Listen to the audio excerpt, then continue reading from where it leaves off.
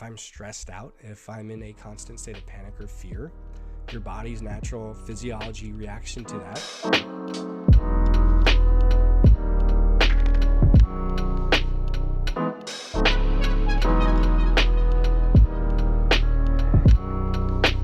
So who am I, right? If you're a new follower or you've been following me for a little bit, my background is in health and wellness.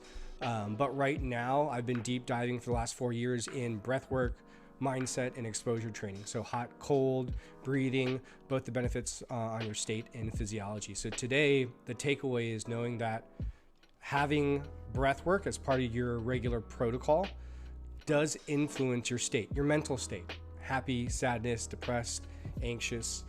Not only that, it influences your physiology too. So what is breathwork? A lot of people don't even know what breathwork is, right? I correlate breathwork to what meditation was about a decade ago as far as a way to kind of still the mind. But for me, meditation never really worked. I kind of got lost. But breathwork you will feel. Breathwork for me, it's tangible. As soon as I feel it, I know it works, so that I can apply it daily. So today, the breath pattern I'm going to teach you guys today is what I teach over the internet or at large group settings, corporate wellness. When people ask me, hey, I'm anxious, I'm stressed out right now, what is one breathing pattern that you suggest that I can use right now to kind of gain control of this, right? And why does breathwork work specifically is it gives you a tool to influence your heart rate. So if we think back all the times that we felt anxious or stressed, you remember your heart starting to increase, or your heart rate starts getting above 90, getting above 100. Eyes start dilating a little bit, right? You start getting single focused, mainly because either you're anxious or eager or you're afraid. So if your heart rate influences your state and also influences your breathing, right? You notice you start breathing through your mouth more, start speaking a lot quicker. Well, your breath can also influence your heart. So that's what's so powerful about today is we're going to learn a breathing pattern that you will slow down your heart rate, right? One of the issues right now, besides being an airborne breathing virus, is most of us, when we're stressed and anxious, we hyperventilate, right? So that's anywhere above 20 to 25 breaths per minute. Today, you guys are going to go through a breathing protocol that will get you closer to 6 to 10 breaths a minute. So by doing that, you're naturally going to slow down and tap into a more parasympathetic state. And that's what we want. That's the whole goal over the next month of teaching you guys is tools to relax, right? Parasympathetic just means rest and recover. Whereas right now, with everything that's going on inside and outside, we are go, go, go. We are sympathetic. So we don't have many tools that helps us relax, right? And if you're highly anxious the entire day, you're not getting good sleep. And sleep's where it starts, right? So hopefully this will be a tool as needed that you can use. So why is this breathwork breathing so important? Let's talk about what actually happens. So the breathing protocol pattern that I'm going to teach you guys today is a nasal in, nasal out breathing pattern. I always tell people that the nose is for breathing, the mouth is for eating, right? So just on that, we have a natural mask, a natural way to filter airborne particles, bacteria, and viruses. And actually, if you didn't know, you have a pool of nitric oxide that builds up every time you hold your breath in your nose. Nitric oxide naturally combats and breaks down bacterial and viruses that are caught in the nose. So just think about that really quick, right? You have the ability, that first line of defense is going to be nasal breathing, right? With whatever's going on, the flu, influenza, colds in general, but even what's going on right now, right? So when you're out, be nasal in, nasal out breathing only. Even if you have a mask on, nasal in, nasal out. Not only that, nitric oxide is a vasodilator and it also dilates your lungs. So it'll help you take a deeper breath. It'll help you have the opportunity to absorb more oxygen. We want more oxygen for energy, but also as an immune buffer, right? So that's why it's so important to breathe in and out through your nose, okay? So the breathing pattern we're going to do right now, and you can teach friends and family, it's really simple. Our main goal is we want to have a buildup of NO, nitric oxide, in the nose, and then we want to breathe that into our lungs. We want to breathe down deep into our diaphragm, into the lungs, so it not only expands the lungs, right? It also helps our circulatory system dilate, which increases the amount of blood flow, i.e. increases the amount of oxygen, also means we're buffering our immune system and we have more energy. Okay, so what we're gonna do is this. I want you guys at home right now, just breathing in and out through your nose, right? Just watch me, listen to me dictate this, but you're gonna be sitting there, breathing in and out through your nose. And a couple things to be aware of. Are you breathing into your chest, right? So if I'm breathing into my nose, I can still be kind of chest dominant. I want you guys to focus on, as we breathe in through the nose, not only does it kind of stimulate the vagus nerve, which helps you relax, it's also helping you use your diaphragm, breathing deeper. Notice you can breathe a bigger breath through the nose, right? So once again, you guys should be sitting there right now, breathing in and out through the nose. Just your normal pace. And in a moment, what we're going to do is we're going to do what I call a beginner's breathing pattern, which is we're going to breathe in and out through the nose, and then on a certain breath, and I'll let you guys know, on the out, at the bottom of the out, so like the bottom of a sigh, you're going to pinch your nose. Now, if you're somewhere where you shouldn't touch your eyes, face, just hold your breath. But if you know you're home in a safe environment, you've washed your hands, you can pinch your nose if you know that you can't hold your breath that well. We're going to pinch our nose, and we're going to hold for 5 seconds. And during that 5 seconds, that's what the NO, or the nitric oxide, is going to be building up in our nasal passages. And then after 5 seconds, we're going to breathe in through the nose, thus pushing all that nitric oxide into our lungs, into our bloodstream, right? So after we breathe in through that nose, we're going to take about 10 to 15 seconds of normal breathing in and out through the nose. And that usually correlates to about 2 to 3 breaths. And then on the third breath, after breathing out, pinch, hold for 5 seconds. We're going to rinse and repeat this for 6 rounds today. It's a really simple breathing pattern to do. It'll build up your nitric oxide. It'll help set up a filter for all the bacteria and viruses that you may be breathing in. It'll help dilate the circulatory system and your lungs. Not only that, when we're holding our breath, we're increasing slightly the amount of CO2 in our bloodstream. And the reason why that's important is you actually need carbon dioxide in your bloodstream for the hemoglobin to release all the oxygen that is going around in the system, right? So it's funny enough that we think, well, CO2 is bad, but you actually need it to absorb more oxygen. So that's what this is, the 1-2 shot, right? Not only are we getting nitric oxide, we're also getting an uptick in CO2, which allows us to absorb all the good stuff we're trying to do. So let me give you guys a quick example of what it looks like. And then you guys can follow along, and we'll do 6 rounds. I'll dictate 6 rounds, okay? So I'm breathing in. Imagine I'm breathing in and out through my nose. On the next breath, on the exhale, I'm going to hold.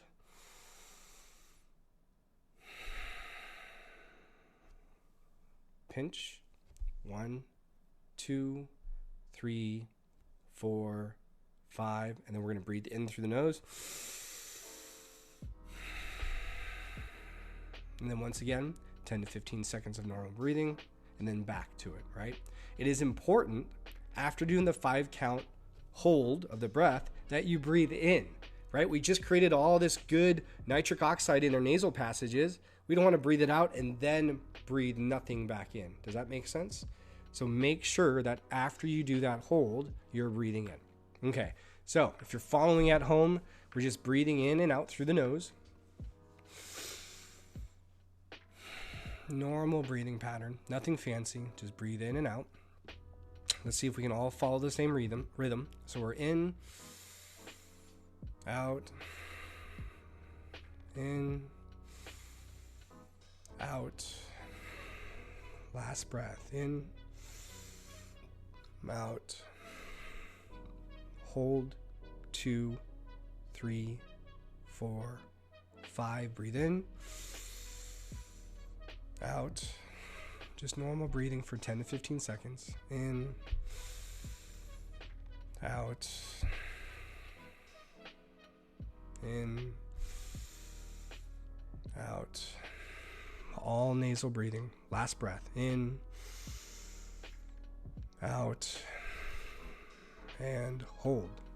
4, 3, 2, 1. Breathe in. Out.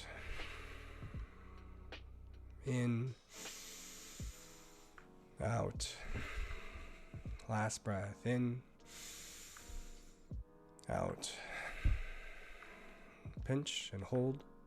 4, 3, 2, 1. Breathe in, out,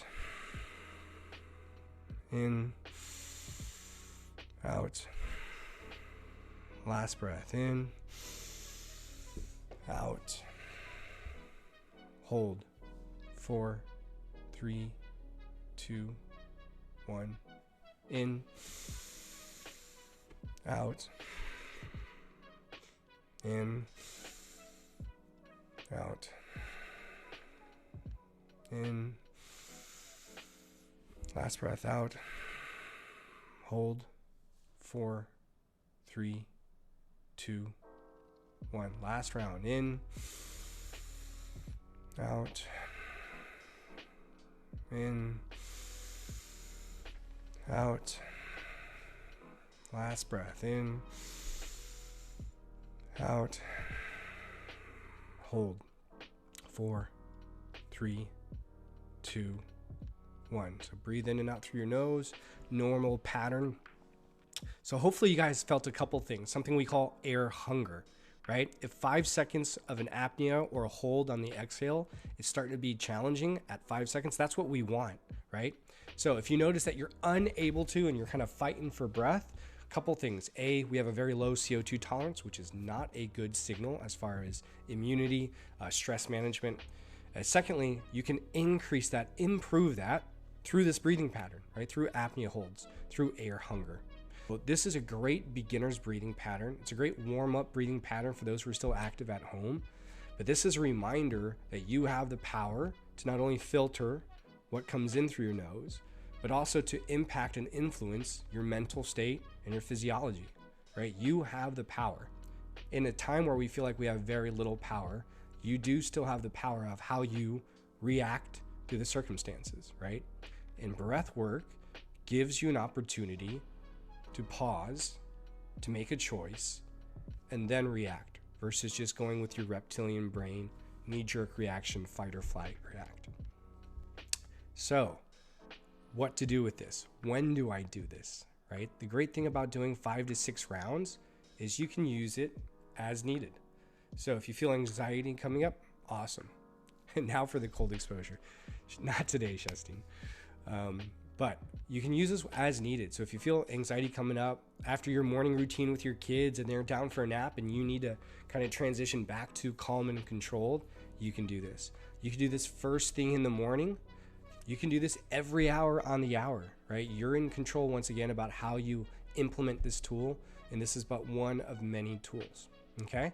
So over the next 3 weeks, I'm at home, I'm creating content and finishing up an online course for a couple people out there that work with larger populations that need breath work right now as far as stress and anxiety. But I'll also have a course that everyone can take to dive deeper into the physiology and science.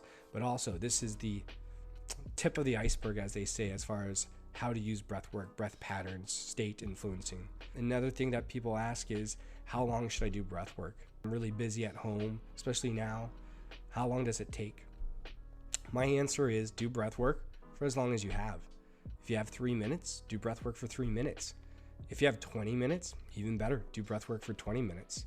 So you can always make it fit your schedule, but even more importantly now is make it part of your daily routine. Thank you guys so much for everyone who came in today, for everyone who's going to watch, for all the shares out there. I really appreciate it. It's funny, this is something I'm really passionate about, and I think right now is a perfect time to kind of open it up for everyone to learn. Another thing about this breathing pattern is you can do it while on your walks. You can do it while cooking, right? You can do this while in the shower. Well, probably not in the shower. You might breathe in some water. But what I'm saying is breath work doesn't need to be complicated. And as you guys know, some of the most impactful things that happen in your life comes from simple things, right? So it doesn't need to be complicated, but the hard part is actually doing the practice. So make sure you guys are practicing daily. And I want you to share this. Do your breath practice on Instagram, on Facebook, tag me, share it with the world, knowing that you're in control about your mental state and you can influence your physiology. You can impact your immune system by not only down regulating. And I know this is a little bit of tangent for those who stayed on a little bit longer, but think about this. Think about this. If I'm highly anxious right now, if I'm stressed out, if I'm in a constant state of panic or fear, Your body's natural physiology reaction to that is to release adrenaline, neuroadrenaline, because it thinks we're in danger. It thinks a tiger's coming after us. Now, in our current state of the world, we're going to be in this constant, when is the tiger going to attack, for more than a couple hours, maybe more than a couple days. This is the difference between inflammation and chronic inflammation, right? Inflammation is a good thing. It's how our body adapts. Chronic inflammation isn't. So if we're in this heightened state, right, this sympathetic state of what's going on, I'm afraid, I have high anxiety, go, you're in this chronic state of inflammation. By being in that, your immune system is actually suppressed a little bit. And for some, a little bit more than others. So you're actually doing a disservice to your immune system being in that state. I know it sounds funny, right? But I am worried. I am anxious, Rob. Well, use your breath, right? Use your breathing practice. Meditate. Read a book. Spend time with your family. Skype everybody you know. One big Zoom call, right? But you have control over that, right? You don't need to be in a state of go, sympathetic, panic, anxiety all day. Use your breathing to slow down. I know this is a little bit of a tangent for those who stayed on a little bit longer, but think about this. If I'm highly anxious right now, if I'm stressed out, if I'm in a constant state of panic or fear, your body's natural physiology reaction to that is to release adrenaline, neuroadrenaline, because it thinks we're in danger. It thinks a tiger's coming after us. Now, in our current state of the world, we're going to be in this constant, when is the tiger going to attack, for more than a couple hours, maybe more than a couple days. This is the difference between inflammation and chronic inflammation, right? Inflammation is a good thing. It's how our body adapts. Chronic inflammation isn't. So if we're in this heightened state, right, this sympathetic state of what's going on, I'm afraid, I have high anxiety, go, you're in this chronic state of inflammation. By being in that, your immune system is actually suppressed a little bit. And for some, a little bit more than others. So you're actually doing a disservice to your immune system being in that state. I know it sounds funny, right? But I am worried. I am anxious, Rob. Well, use your breath, right? Use your breathing practice. Meditate. Read a book. Spend time with your family.